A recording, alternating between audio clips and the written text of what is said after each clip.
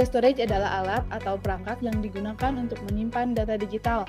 Ini mencakup berbagai jenis teknologi yang memungkinkan penyimpanan, pengambilan, dan pengelolaan data.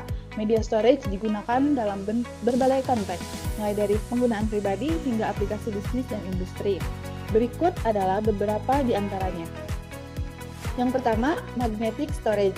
Ada hard disk drive, yang kedua magnetic tape, dan floppy disk. Yang kedua ada optical storage, ada compact disk, digital versatility disk, Blu-ray disk. Yang ketiga, solid state storage, ada solid state drive dan USB flash disk. Yang keempat, network storage, ada network attached storage dan cloud storage. Yang kelima, paper storage. Paper storage ini hanya printed dokumen. Karena kita akan mempraktikkan backup pada cloud OneDrive, maka saya akan menjelaskan sedikit tentang OneDrive. OneDrive adalah layanan penyimpanan cloud dari Microsoft yang memungkinkan pengguna untuk menyimpan, mengakses, dan berbagi file. OneDrive juga dapat digunakan berkolaborasi di Office, melindungi file di awan. Berikut beberapa fungsi OneDrive. Yang pertama, menyimpan, melindungi file, berbagi file dengan orang lain, mengakses file dari mana saja, mengedit file, berkolaborasi di Office, memindai dokumen penting, bond, catatan, dan lain-lainnya. OneDrive menawarkan kapasitas penyimpanan gratis. Pengguna dapat membayar biaya langganan untuk mendapatkan tambahan kapasitas hingga 1 TB. OneDrive tersedia di web, ponsel, desktop, PC, dan MacBook. Meskipun OneDrive memiliki banyak keunggulan, ada beberapa kekurangan yang perlu diperhatikan. Yang pertama, ketergantungan pada internet. OneDrive membutuhkan koneksi internet untuk mengakses dan menyinkronkan file. Jika koneksi internet Anda lambat atau tidak stabil, ini dapat mempengaruhi akses ke file. Selanjutnya, yang nomor 2 itu ada batas penyimpanan gratis. OneDrive menyediakan ruang penyimpanan gratis yang terbatas, biasanya hanya sekitar 5 GB.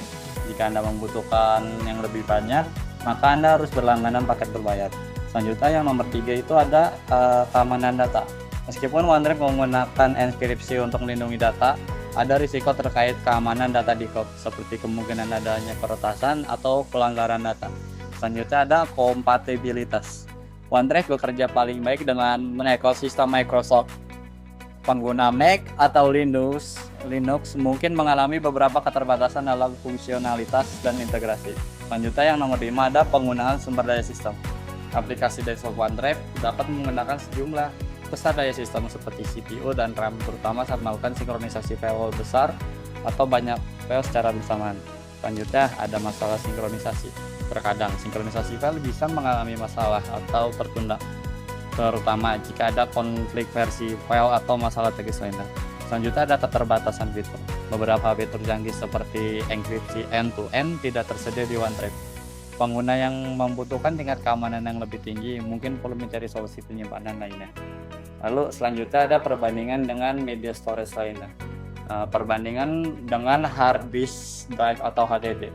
HDD itu memiliki risiko kerusakan file atau kehilangan data jika perangkat rusak atau hilang, dan tidak dapat diakses dari jarak jauh tanpa perangkat tambahan. Selanjutnya dengan USB flash drive. Flash drive mudah hilang atau rusak mengingat ukuran yang kecil dan memiliki kapasitas penyimpanan yang terbatas dan tidak mendukung fitur kolaborasi atau sinkronisasi otomatis. Selanjutnya dengan network attached storage atau NAS. NAS memerlukan biaya awal yang tinggi untuk perangkat dan instalasi jaringan. Tidak sefleksibel cloud storage dalam hal akses jarak jauh dan mobilitas. Selanjutnya dengan compact disk atau CD atau digital versatile disk atau DVD. CD dan DVD memiliki kapasitas penyimpanan yang sangat terbatas dan rentan terhadap kerusakan fisik. Tidak praktis untuk penyimpanan dan transfer data dalam jumlah besar. Berikut adalah keunggulannya. Yang pertama itu ada akses dari mana saja. Yang kedua, sinkronisasi otomatis. Yang ketiga, kolaborasi real time. Yang keempat, berbagi file dengan mudah. Yang kelima, keamanan dan privasi. Yang keenam, penyimpanan awan. Dan yang terakhir itu backup otomatis. Kesimpulan, media penyimpanan merupakan elemen penting dalam dunia digital dengan beragam jenis yang dirancang untuk berbagai kebutuhan. Dari media tradisional seperti HDD dan CD hingga penyimpanan modern seperti SSD dan cold storage. Setiap teknologi memiliki kelebihan dan kekurangannya masing-masing. Salah satu media penyimpanan yang paling populer saat ini adalah OneDrive, layanan cloud dari Microsoft, dengan aksesibilitas, kolaborasi real-time, dan fitur keamanan yang ditawarkannya. Dalam praktik tugas ini, penggunaan OneDrive dapat membantu memahami manfaat dan tantangan dari penyimpanan berbasis cloud, memberikan pengalaman langsung tentang bagaimana teknologi ini dapat mendukung aktivitas kerja atau pembelajaran kelompok secara lebih efektif.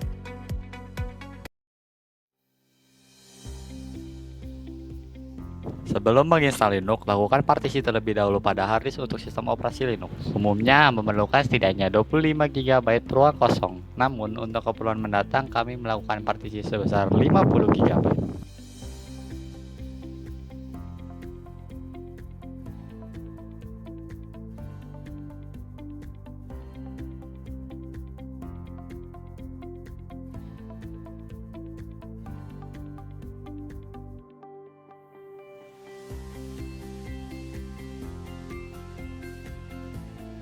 Langkah pertama, hal yang harus dipersiapkan selain partisi yang sebelumnya dilakukan adalah flash disk bootable yang sudah berisikan file ISO Linux.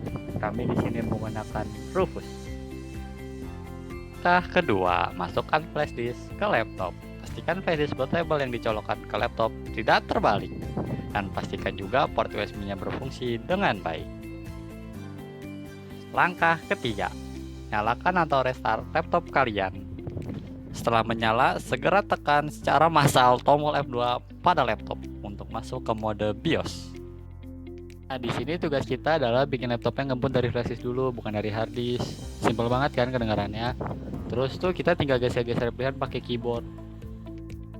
Langkah keempat, menu BIOS. Setelah muncul menu BIOS, langsung pergi ke boot option, pilih flash disk dan pilih lead push load. Jangan lupa simpan pengaturan ini dengan mengklik F10 atau secara manual. Selanjutnya tinggal pilih yes dan laptop akan merestart secara otomatis.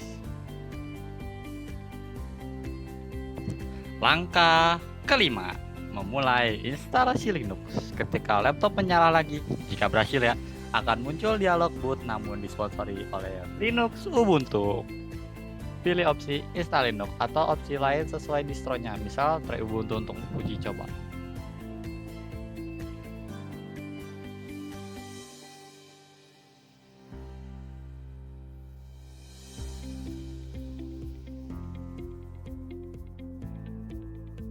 Lalu pilih bahasa yang kamu mau. Saya di sini menggunakan bahasa Inggris karena itu mudah saya pahami. Selanjutnya, setuju dengan beberapa pengaturan awal, misalnya keyboard layout, zona waktu, dan lain sebagainya. Tinggal klik sana, klik sini, nggak perlu ribet. Sekarang tuh Linux user friendly banget. Langkah keenam, atur partisi hard disk. Pilih jenis instalasi. Erase disk kalau mau hapus semua dan install Linux saja. Manual partitioning kalau mau dual boot dengan Windows. Untuk ini hati-hati ya. Hati-hati ya, nanti Windows saya hilang. Kalau kami di sini pakai opsi default aja karena itu aman dan ini laptop orang.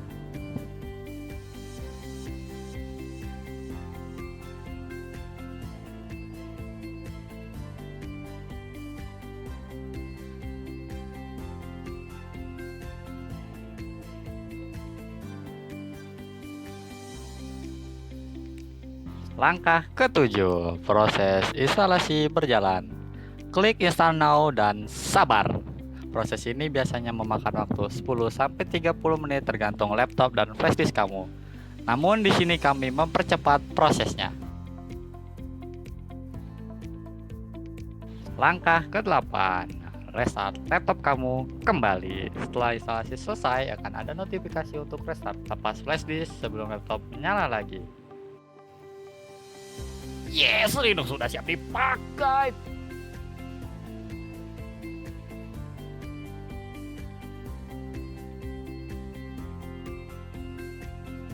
Gimana? Gampang banget kan? Kalau kamu ada pertanyaan atau kendala, tinggal komen aja di bawah. Dan jangan lupa untuk like, share, dan subscribe biar kamu tidak ketinggalan tips-tips teknologi lainnya. See ya in the next video. Salam teknologi dan sampai jumpa lagi. Kalau saya upload ya. Lihat-lihat UI-nya keren bukan? Seperti HP kamu bukan? Ya. Yang telah lama ku nanti